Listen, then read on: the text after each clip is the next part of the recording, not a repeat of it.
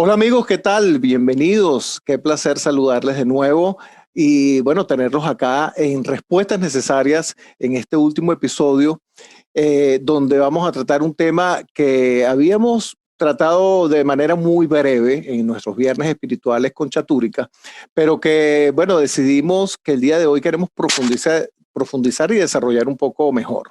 Para eso tenemos un maestro que maneja el tema de una manera que nos va a dar seguramente una mejor visión.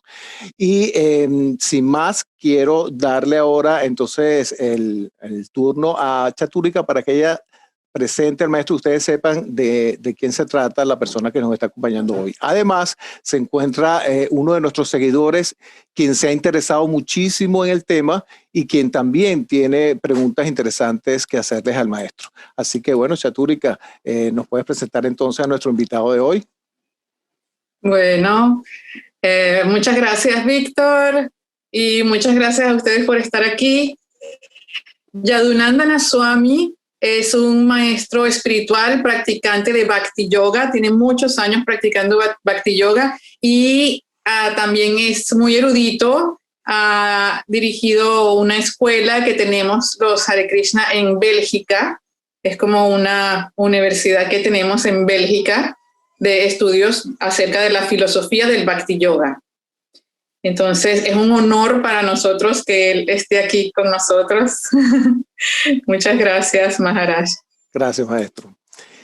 Bien, el tema que vamos a abordar es un tema bastante sensible y es un tema pues que ha creado mucha polémica. De hecho, en nuestros viernes espirituales fue uno de los temas que más reacción tuvo por parte del público, más preguntas y bueno, hay muchas posiciones y a veces encontradas y a veces no respecto a la reencarnación. Diferentes religiones lo ven de distintas formas, lo bien y lo cierto es que, como lo indicaba Chatúrica en aquel episodio, ya no solamente es un tema religioso, la reencarnación es un hecho científico, definitivamente. Entonces, maestro, yo creo que la pregunta elemental con la cual podemos comenzar esta sesión sería, ¿qué relación existe entre la reencarnación y el karma? Sí, ante todo agradecerles por darme esta oportunidad de participar en su programa. Es un honor y un placer para mí estar aquí.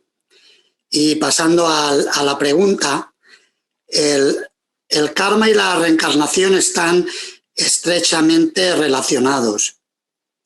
El término karma en la lengua sánscrita significa acción y tiene que ver con las acciones que se llevan a cabo desde el ego material.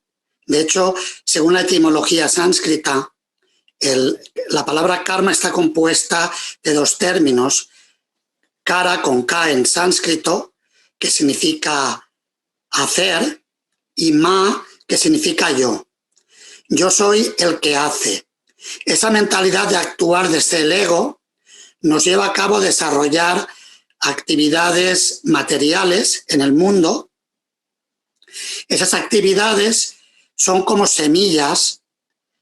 Digamos que en la actividad existen dos aspectos. Por un lado, la actitud interior que tiene la persona cuando lleva a cabo la acción, si por ejemplo lo hace con un interés o lo hace con desapego, y luego la actividad propiamente dicha. Esas actitudes y comportamientos actúan como semillas que producen un árbol que a su vez da un fruto. Y eso nos lleva a volver a nacer recogiendo los resultados buenos y malos que hayamos realizado a lo largo de nuestra vida. Por ejemplo, si plantamos una semilla de olivo, tarda unos años hasta que el árbol crece y da frutos. De la misma manera, las acciones que llevamos a cabo en esta vida producen frutos que podemos cosechar en esta misma vida o, si no, en la siguiente vida. De esa manera, el karma y la reencarnación están conectados. No sé si me explico, si si lo que estoy exponiendo es accesible o... Sí, perfectamente. Yo lo entiendo claramente, maestro. De hecho, a consecuencia de lo que usted acaba de mencionar, se me ocurre preguntarle, ¿cómo podemos evitar la reencarnación, maestro?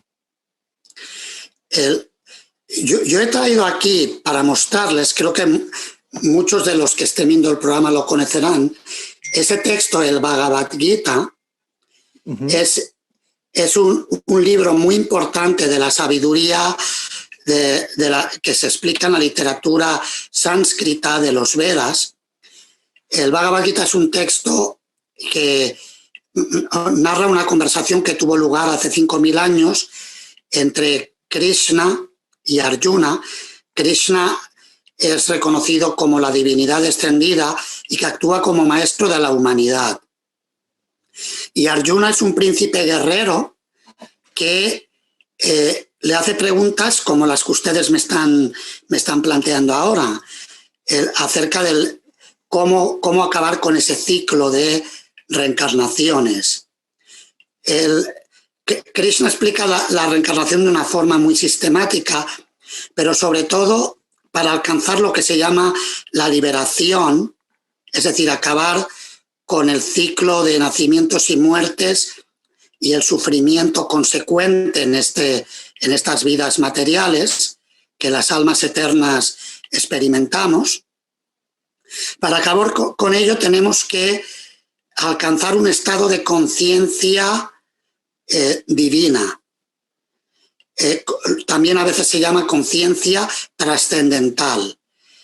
Y eso quiere decir estar libre de los apegos y las aversiones del mundo material. Llegar a acabar con la identificación con el cuerpo material que habitamos.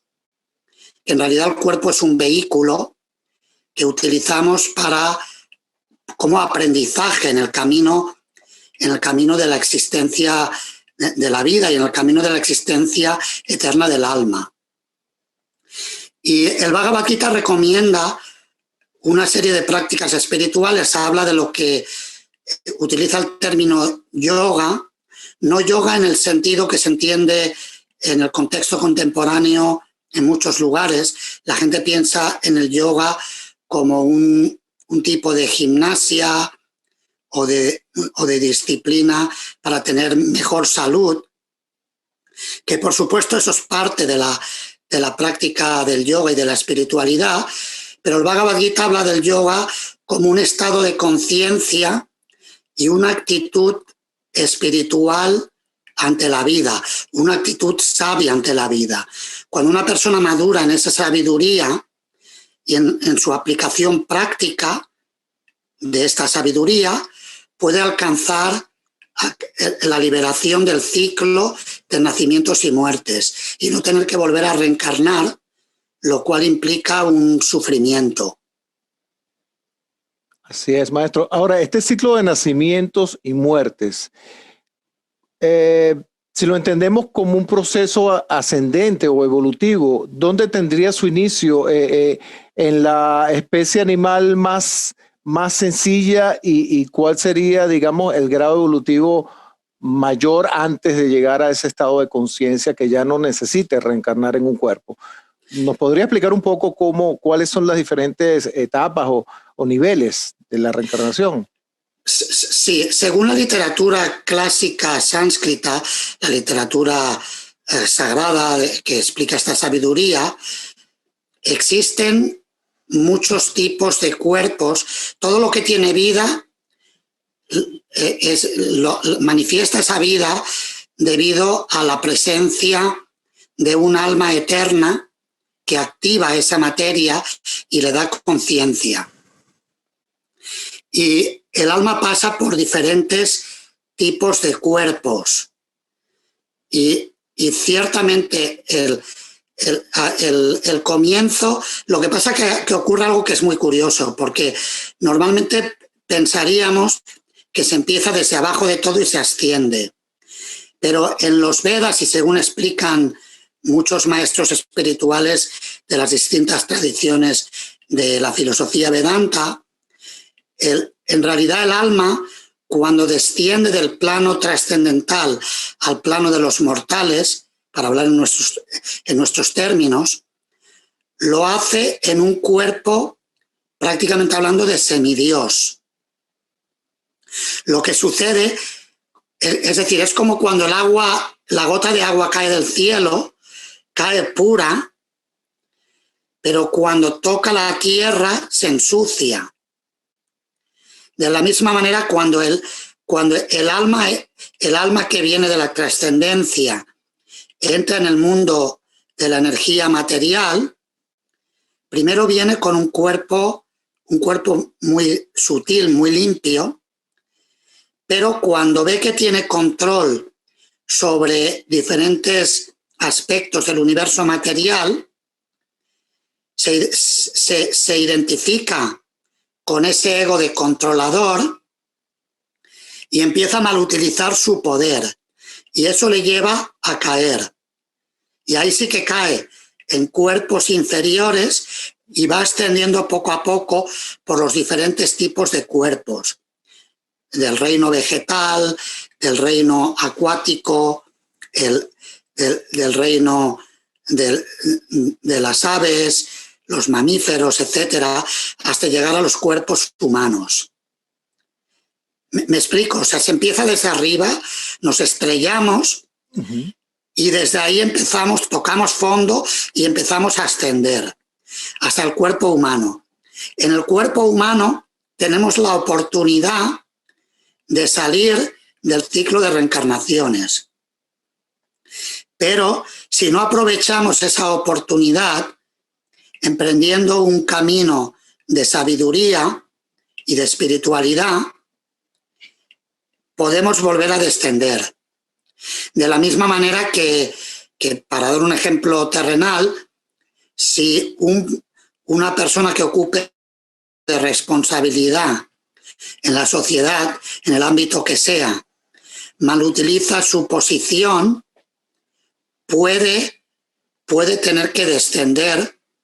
Por ejemplo, un político corrupto puede llegar a ser puesto en prisión, sin entrar a valorar la política y cómo funciona en cada país. Pero el hecho es que alguien puede llegar muy alto, pero si malutiliza ese puesto, puede ser puesto en prisión.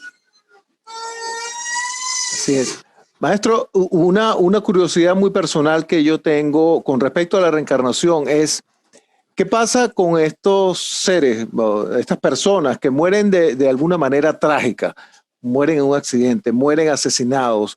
De alguna forma uno puede entender que fue interrumpido su proceso de evolución. Quizás eran personas bondadosas que estaban en la naturaleza de la bondad, tal vez, y murieron en un accidente aéreo.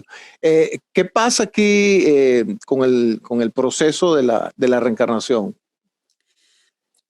El Bhagavad Gita explica que de acuerdo al estado de conciencia que una persona tenga en el momento de morir, así va a ser su siguiente destino.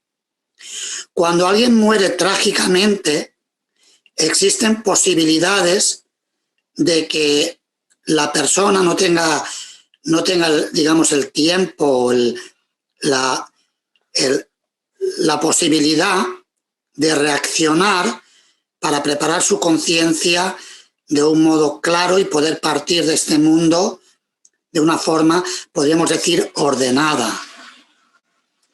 Y por eso a veces se relacionan las muertes trágicas con que el hecho de que esa persona tenga que regresar para continuar, pero también a veces en cierto tipo de muertes trágicas se conecta con los estados como de que la persona puede permanecer como un fantasma durante un periodo. Sobre todo eso ocurre en muertes trágicas en forma de suicidio o accidentes, pero hay que recordar una cosa: si la persona había madurado en sabiduría y en conciencia, puede ser que incluso muriendo trágicamente pueda pasar al mundo trascendental si su conciencia está clara.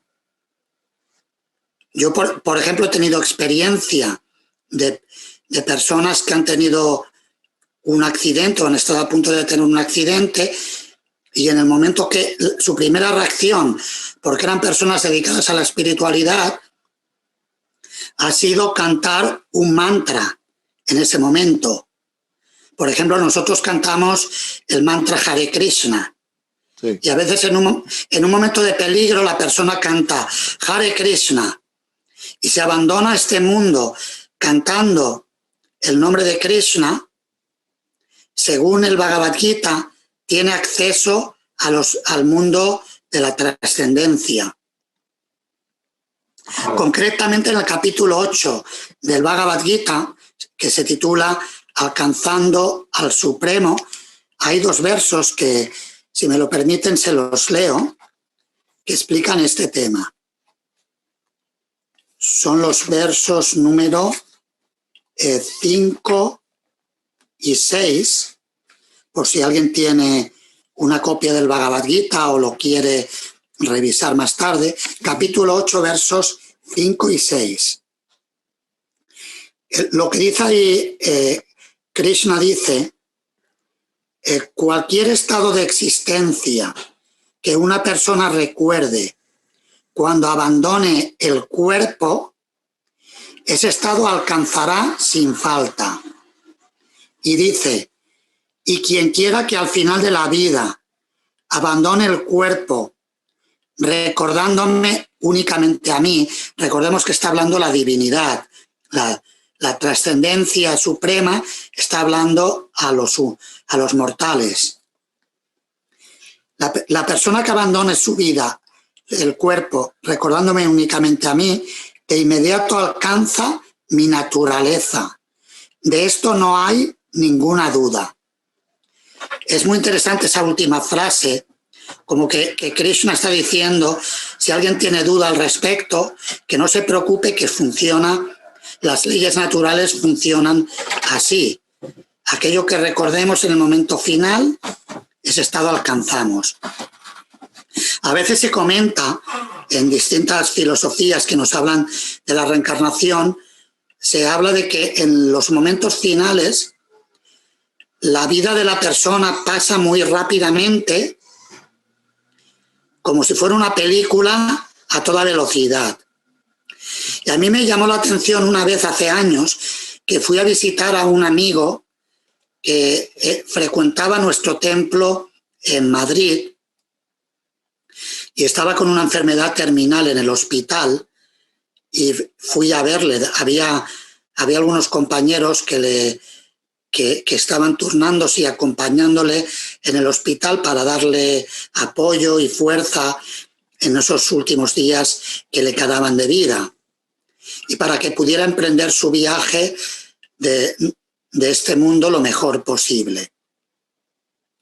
Y fui a verle y hablaba como lo que me comentaban los compañeros, que daba la impresión de que como si delirara un poco. Y sucedió algo así como que cuando me comentó, cuando una persona está como medicada, que habla como medio soñando, pero me hablaba. Y me empezó a decir que estaban filmando una película de su vida. Fue muy curioso porque esa misma noche partió de este mundo. Y me recordó esto que se suele decir, que en los últimos momentos la persona ve como toda su vida de una forma muy nítida, muy clara, y eso determina la focalización que la persona vaya a tener en el momento final, porque va a escoger aquello que más le ha traído de su vida, lo va a escoger como objeto de meditación, recuerdo, deseo, y ese deseo final, junto con el karma que la persona tenga, va a determinar su siguiente destino. Correcto. Maestro, el caso de estas personas que sufren estas enfermedades terminales, que de pronto tienen un proceso de agonía muy largo, muy extenso, que se prolonga mucho y que no terminan de dar ese paso a otro plano, o bien sea para reencarnar, ¿de qué manera pudiéramos nosotros ayudar espiritualmente para que la persona lleve de la mejor manera ese trance, ese proceso, sobre todo cuando la persona está muy apegada al cuerpo material? Yo lo que he hecho, mi experiencia personal, acompañando a diferentes personas que partían de este mundo o que estaban hospitalizadas y que se veía, según los médicos, que no había vuelta atrás, lo que he hecho ha sido hablarles. Lo hice con mi madre, con mi padre, cuando partieron de este mundo hace unos años. Lo hice con este amigo Carlos, que les acabo de comentar, que estaba viendo cómo se filmaba la película de su vida. Y normalmente lo que les he dicho, les he dado como confianza y apoyo. Primero, expresarle a la persona lo que quería decirle para, por ejemplo, agradecerle si es una persona que me haya aportado en mi vida, como en el caso de mis padres. Expresarle cariño, agradecimiento, todo lo que yo quería expresar a la persona, y de alguna manera como darle permiso, aunque nosotros somos muy en la grandeza del universo, somos seres en un sentido como chispitas, somos muy pequeños, pero también esa grandeza del universo de alguna manera se manifiesta a través de la persona que acompaña a este ser que va a partir de este mundo. Y si le damos permiso y ánimos para que se vaya de este mundo y que recuerde a Dios, que cante un mantra, que haga algún tipo de actividad espiritual que le permita salir de este mundo de la mejor manera posible. Eso ayuda a que la persona se marche. En el caso de cuando partió mi madre, cuando empezó a agonizar y los médicos dijeron que podía tardar, a veces tarda un día o puede tardar semanas, todos los miembros de la familia le hablamos, incluyendo mi padre, que era el que más lo estaba sufriendo porque llevaban 50 años juntos, sumamente unidos, y se querían muchísimo. Pero mi padre también, hablamos entre nosotros y le dio permiso para que se marchara.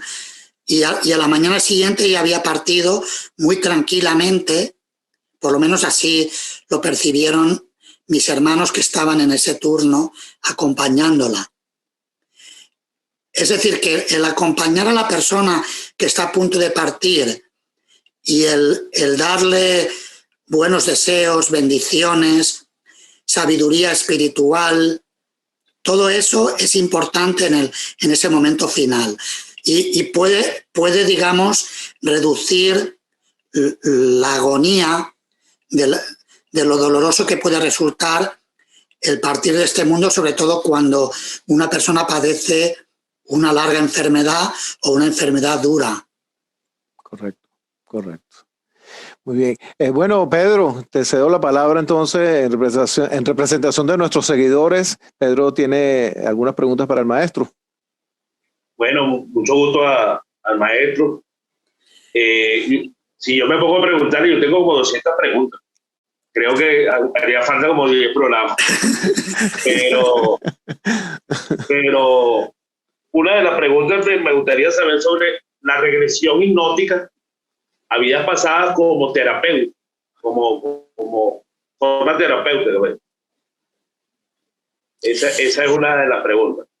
Yo tengo un buen amigo que es discípulo directo del maestro fundador de la orden de los Hare Krishna en el mundo occidental, Bhaktivedanta Swami Prabhupada. Este amigo mío vive en Suecia. Él es especialista en regresiones por hipnosis a vidas pasadas. Él se llama, es un maestro también, se llama Vega Van Das. Y este maestro una vez nos visitó en Bélgica para dar un curso a un grupo de personas que no pertenecían a nuestra comunidad, pero que se acercaron a nuestro instituto educativo en la zona de la Valonia, la parte francesa de Bélgica. Y coincidimos, yo regresaba de España a Bélgica para llevar a cabo mis labores en el instituto, y él llegaba para dar el curso y viajamos juntos desde el aeropuerto hasta nuestro centro. Y en el camino yo le iba preguntando sobre su experiencia como terapeuta utilizando este método. Y me dijo una cosa que me llamó la atención.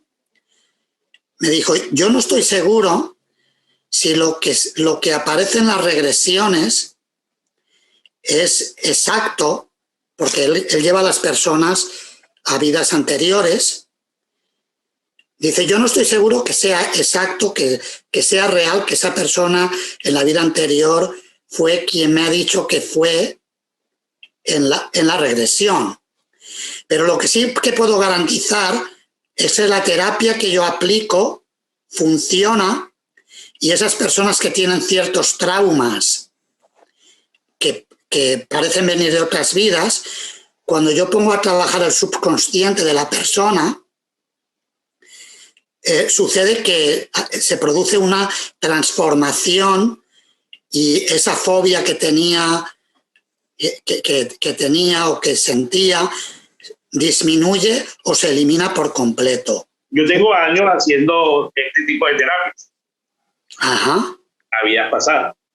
Y empezó como por una curiosidad. Hace unos años, mi esposa y yo nos hicimos una regresión juntos con una persona en Caracas. Resulta que en varias oportunidades, en varias vidas, siempre estábamos juntos. Y bueno, ahorita en esta vida tenemos 42 años juntos. Y somos, podría decirse, almas gemelas, vamos a decirlo de esa manera. Uh-huh, uh-huh. Y después empecé en el medio, ¿no? Y una de las cosas que creo que le pregunté a Chertúrica a la otra oportunidad es que muchas de las personas que le he hecho regresiones, que le he practicado regresiones por fines terapéuticos, no por curiosidad, porque hay una gran diferencia, es que hay muchas personas que vienen de planetas diferentes. Entonces quisiera saber qué sabiduría tiene usted al respecto.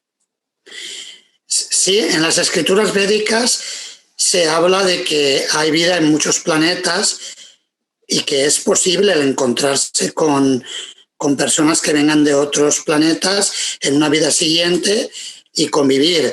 Y en cuanto a compartir varias vidas seguidas, lo que usted ha llamado almas gemelas, eso existe. De hecho, en las ceremonias de matrimonio tradicional del védico, a veces se habla hasta de 7 vidas.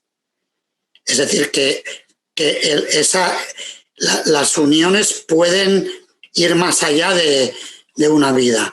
Por supuesto, en la tradición espiritual más profunda, se busca acabar con el ciclo de nacimientos y muertes y que ambos regresen a la trascendencia, que no se queden en el mundo material. Eso se considera mejor que quedarse reencarnando, porque el mundo mortal está lleno de sufrimientos. Es una moneda de 2 caras. Por un lado tiene disfrute material, pero ese disfrute hay que pagarlo con sufrimiento, con penalidades. Y Y eso hace que se busque ir más allá de ese estado podemos llamarlo condicionado o limitado, en el que nos encontramos en el mundo mortal. Interesante, muy interesante. Lo que pasa es que yo lo vi o lo veo de que estamos aprendiendo, estamos evolucionando juntos, pues quizá de esa manera. Y lo otro es que muchas veces son grupos familiares. Me llama mucho la atención que le he hecho a regresiones a varias personas y siempre se ven entre ellos, o sea, familiares, pues se ven entre ellos, amigos muy cercanos, hijos, madre, primos, y siempre están como juntos. Sí, en ese caso, esas personas que gozan de buenas relaciones y que de alguna manera realizan el viaje de la vida juntas, podríamos decir que tienen un buen karma. Si lo emplean correctamente, eso les va a ayudar a progresar. Pero también en el tema de la reencarnación existe la contraparte. A veces un enemigo nace en la misma familia para hacer a una persona la vida imposible. Eso también se da. O sea, las personas que experimentan abusos dentro de la familia, maltrato, violencia doméstica, todas estas cosas muchas veces viene por un karma previo. Sí. Nuestro maestro... Sí, iba a decir algo. Pero... No, sí, pero muchas veces es como para sanarse también. Sí, eso es cierto, que no hay mal que por bien no venga, como bien dice el refrán. Todo lo que nos ocurre está ahí para que aprendamos algo que tenemos que descubrir en esta vida. Pero simplemente estaba mencionando esto para entender el fenómeno de la reencarnación desde diferentes puntos de vista y experiencias que tienen las personas. Nuestro maestro espiritual, Srila Prabhupada, contaba la historia que ocurrió en la India de un hombre muy rico que era bastante maltratador con las personas que no pertenecían a su mismo nivel social. Y sucedió que un zapatero vino a su casa a ofrecerle, buscando trabajo y ofrecerle un servicio, y lo tiró, prácticamente lo echó de mala manera de la casa, casi por las escaleras abajo, casi. En la vida siguiente, este hombre, porque se portó tan mal con tanta gente, tuvo que nacer como zapatero en el mismo lugar, en la misma ciudad, en el mismo pueblo, y fue a ofrecer su trabajo a la casa que ahora habitaban sus hijos de la vida anterior. Y claro, los hijos no le reconocieron, pensaron que era un zapatero más y lo echaron escaleras abajo como él había echado a tantos otros. Y eso ilustra la ley del karma, cómo actúa. Esa persona estaba cosechando lo que había sembrado. Tal cual. Sí, ahora que el maestro menciona eso, recuerdo en uno de los programas con Chatúrica que ella nos decía que una de las preguntas que nos hacemos frecuentemente es ¿por qué a tanta gente mala le pasan cosas buenas y por qué a tanta gente buena le pasan tantas cosas malas? Entonces si el maestro nos pudiera explicar un poco más por qué pasa esto. Uh-huh. Sí, eso está relacionado con las acciones que hemos llevado a cabo en vidas anteriores. Es decir, que si una persona buena en esta vida, en la vida anterior no fue tan buena, a veces le llega la factura con un poco de retraso, pero le está llegando la factura ahora y le toca pagarla. Y si esa persona buena, si tiene sabiduría, va a aprovechar esa dificultad para aprender y para cerrar un ciclo que le condicionaba, que viene de la vida anterior, para que no se vuelva a repetir lo mismo. Es decir, que y al revés, puede ser una persona que ahora es mala, pero nació, por ejemplo, en una familia rica y se ha envanecido por ese buen karma que ha recogido de su vida anterior, y buen karma entre comillas, porque lo bueno es bueno si lo sabemos utilizar. Si no sabemos utilizarlo, puede ser un desastre. Es como, por ejemplo, una persona. Muchas personas juegan a la lotería. Yo, que soy monje, no hago esas cosas, pero hay personas que sí, que buscan fortuna apostando, y a veces a una persona le toca, en España decimos el gordo. Dicen así, en Venezuela sí, le toca el gordo. Sí. Le toca el premio gordo. Premio gordo. Sí. Cuando le toca el premio gordo, para algunas personas puede ser una maldición. Hay personas que vivían una vida más o menos modesta, tranquila, dentro de unas limitaciones materiales, pero se llevaban bien con la familia. Cuando ganaron tanto dinero, se les subió la cabeza, no supieron emplearlo bien, empezaron a entrar en la vida de vicio y de excesos, y han terminado rompiendo la familia, peleándose por el dinero. Es decir, que el buen karma es bueno si sabemos emplearlo bien. Si no, puede ser una maldición para nosotros. Por lo que lo bueno y lo malo depende también de nuestra respuesta. Hay una historia que me contaba un maestro, también muy buen amigo mío, Hanumat Preshak Swami, discípulo directo del maestro fundador Srila Prabhupada, y contaba la historia de un granjero de la zona de Corea, de alguno de estos países asiáticos, y este era un granjero sabio.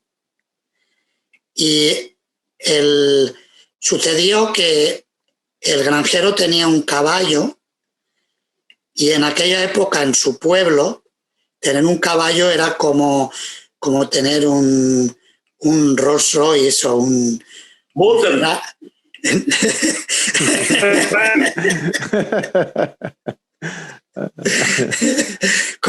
¿Cómo se llama el coche?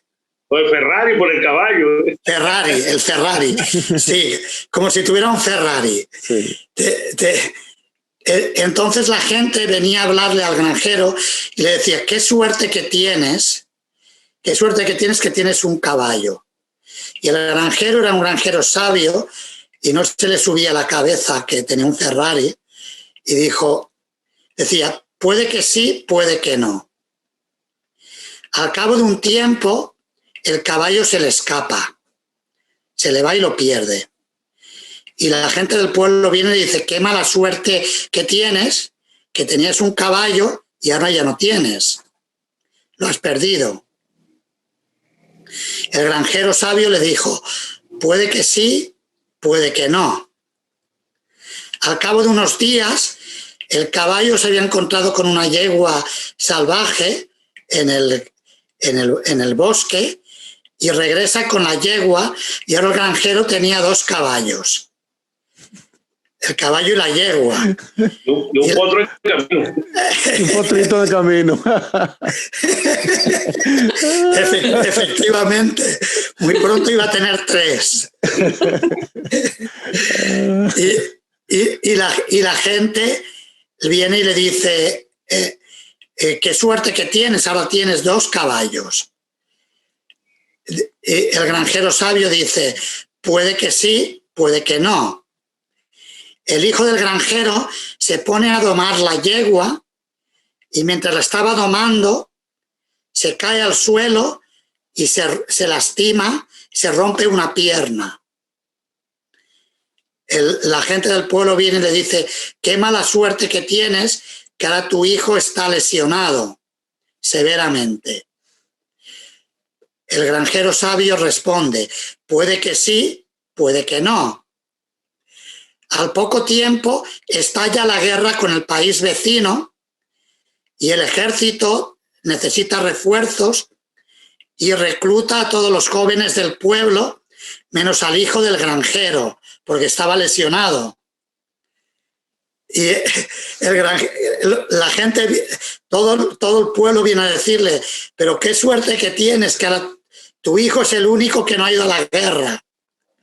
El granjero sabio dice: puede que sí, puede que no. Y así la vida continúa. Claro. La historia sigue. Eso hay dos visiones. Una, que pueblo tan chismoso, ¿eh? y lo otro, un cuento que contaba mi abuela, que era la vieja del Cabo. Pero eso para otro programa se lo cuento. Sí. A ver, Chatúrica. No es fácil complacer a todos. Sí, no es fácil. Es así. Ciertamente. Chatúrica que diga algo, porque tiene algo ella, por allí guardado. Es muy sabia, muy sabia. Oye, mismo haber empezado por ella, porque primero las damas. Es que le voy a confesar aquí entre nosotros, Chatúrica me fue muy sincera, me dijo: mira, yo ante el maestro, yo prefiero escuchar. Y entonces yo le dije: bueno, Chatúrica, precisamente para nosotros es un honor tenerlo usted acá. Pero bueno, siempre queremos escuchar esos relatos de Chatúrica que siempre nos dejan alguna lección, ¿verdad que sí? Sí, no, pero yo aquí me quito el sombrero y escucho. Si quiere contarnos algo de sus experiencias en India, Chatúrica ha estado en India, sí, en los lugares sagrados. Quizás quiere compartir alguna experiencia sobre el tema de la reencarnación en la India. Bueno, no, yo me identifiqué mucho con la historia que usted dijo de que se unió al movimiento muy de niño, porque a mí también me pasó algo parecido. Yo, cuando estuve en India, conocí a los devotos en India, conocí el movimiento Hare Krishna en India, en uno de los lugares que dicen que son uno de los lugares más sagrados del mundo.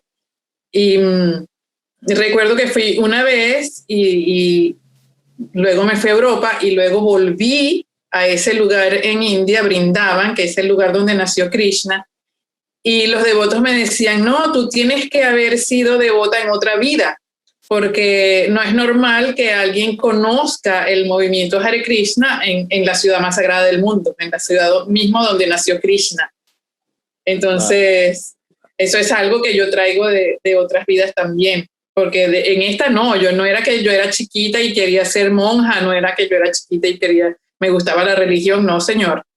Yo no sé cómo caí allí, en ese lugar tan sagrado, y me hice devota de Krishna. O sea, son actividades piadosas que traía de otras vidas. Una cosa... Sí. Ajá. Amén. Una cosa que decía el maestro fundador del movimiento Hare Krishna, Bhaktivedanta Swami Prabhupada, se lo comentaba a sus discípulos que le ayudaron a divulgar el mensaje de Krishna por todo el mundo, y les decía a sus discípulos que muchos de ellos en sus vidas anteriores habían estado practicando la espiritualidad en la India y que habían nacido en diferentes países del mundo con esa misión de divulgar esa sabiduría para el beneficio de las personas.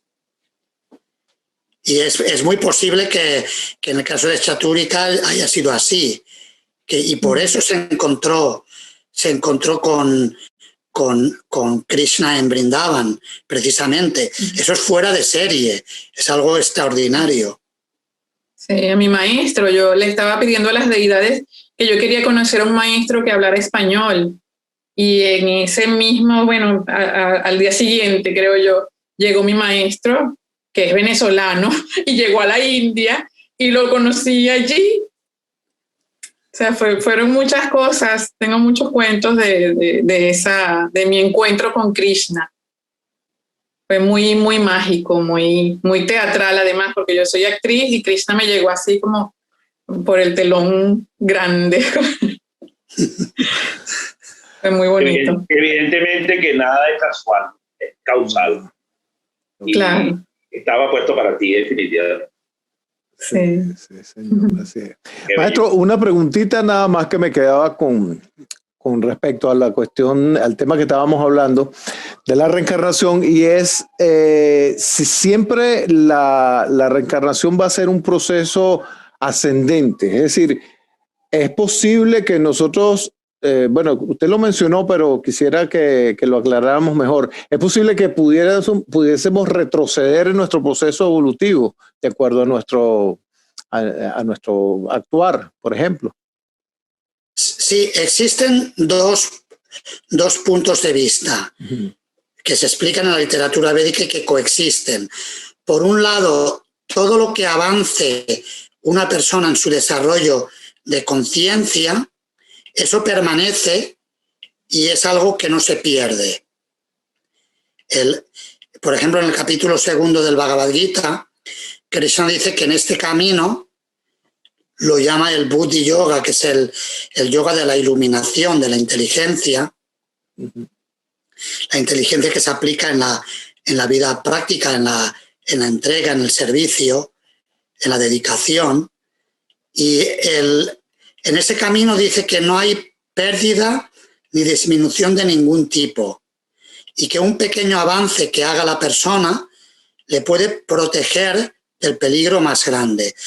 Es decir, que existe ese elemento, sobre todo cuando la persona se encamina en una vida espiritual con sinceridad y con seriedad. Con seriedad no quiero decir no hay que perder buen humor. Me refiero a seriedad en el sentido de tomarse las cosas con profundidad, claro. Eso por un lado.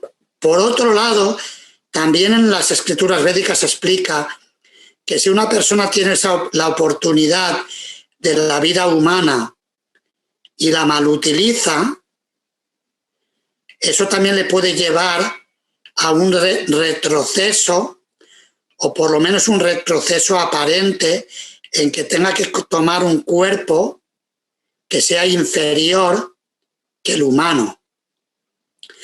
Por ejemplo, si yo me empiezo a comportar como un animal salvaje, no es sorprendente que en la próxima vida nazca como un animal salvaje, porque si ya con el cuerpo humano me comporto así, la naturaleza, que es más sabia que todos nosotros juntos, nos da un cuerpo adecuado para llevar a cabo esa actividad que queremos desarrollar.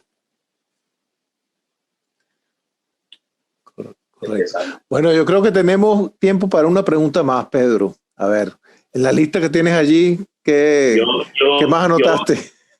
Yo quisiera saber una curiosidad, pues, las personas que se suicidan, pero que se suicidan como tal, pues no que tú hiciste la pregunta antes sobre las personas que interrumpen, pero esto es las personas que interrumpen su vida como tal. Voluntariamente, exacto. Van atrás o tienen que volver.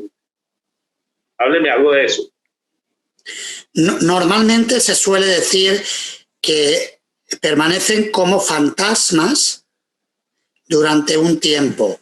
El fantasma básicamente es una persona que tiene un cuerpo sutil, porque eso es algo que nos ha explicado que es importante, y se explica en el Bhagavad Gita, que nosotros tenemos el cuerpo físico hecho de elementos densos que percibimos con los sentidos actuales, pero también tenemos un cuerpo sutil compuesto de lo que podemos llamar el sentido o los sentidos internos. En el Bhagavad Gita se habla de la mente, la inteligencia y el ego material, lo que llama el ego falso. Normalmente el alma viaja al siguiente cuerpo con el cuerpo sutil, es decir, el cuerpo que se queda aquí es el cuerpo denso, el cuerpo físico. Yo recuerdo cuando vi a un familiar que había partido de este mundo, uno de los primeros cuerpos muertos que vi, me impactó bastante porque me parecía que el cuerpo era como un tronco. Además tenía la boca abierta y todavía es como que la imagen que daba era muy distinto de cuando esa persona estaba viva. Y era como un tronco, un montón de materia, porque el alma ya había partido y había dejado simplemente ahí esos restos que ya no valen igual. Así que es importante el utilizar bien la vida. Si la interrumpimos artificialmente, lo que ocurre es que el cuerpo sutil se queda en un estado fantasmal dando vueltas por un plano astral hasta que llegue el momento que su karma le permita tomar el siguiente cuerpo físico. Generalmente ese tiempo que queda en el estado de fantasma equivale al tiempo que le tocaba vivir en el cuerpo físico. Por eso no es una solución al sufrimiento el destruir el cuerpo. De hecho, lo que hacemos cuando, si actuamos de esta manera, nos complicamos nuestra propia vida innecesariamente. Es mejor cuando hay sufrimiento tomar el sufrimiento como un maestro, a ver qué nos está diciendo, qué tenemos que aprender. Si sufrimos es porque hay algo que nos toca aprender. Si no, eso no sucedería. La naturaleza en realidad, recordemos que la naturaleza es nuestra madre, la madre naturaleza. Y la madre, la buena madre, quiere el bien de los hijos. Y ese aparente castigo en realidad es una llamada de atención para que despertemos y que solucionemos algo que nos toca, que nos toca resolver, valga la redundancia. Es decir, que, por ejemplo, lo vemos también en la salud física. Si el cuerpo tiene fiebre, nos está avisando para que solucionemos un problema que existe en el cuerpo. De la misma manera en la vida, cuando el karma, la madre naturaleza, a través de las leyes del karma, nos pone en situaciones difíciles que nos hacen sufrir, la mejor solución no es tratar de salir corriendo a través del suicidio, sino el afrontar el problema y reflexionar qué es lo que tengo que aprender. Y preguntarle a la madre naturaleza y a Krishna, a Dios, preguntarle qué me estáis diciendo. A ver qué es lo que me queréis decir. Y si preguntamos, recibimos respuestas.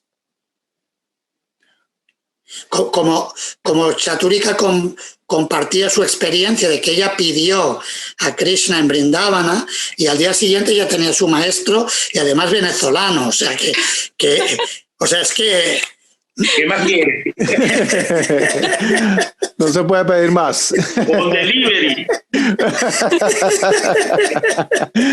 Ok, maestro. Bueno, muy agradecido, maestro, de verdad, y qué ameno y qué forma tan grata de hacernos llegar esa sabiduría. Muchísimas gracias, maestro, por acompañarnos el día de hoy. No sé si Chatúrica quisiera agregar algo, Pedro. Oye, un placer. Muchísimas gracias. Muchísimas gracias por invitarme. Ha sido un gran placer participar en su programa y cuando quiera estoy a su servicio para lo que necesiten. Mil gracias, maestro. Gracias. Bueno, amigos, y muchas gracias a ustedes por habernos acompañado en esta emisión de Respuestas Necesarias. Fue un capítulo muy especial para cerrar esta segunda temporada, así que espero que lo disfruten y nos vemos en una próxima emisión. Bye bye, saludo para todos.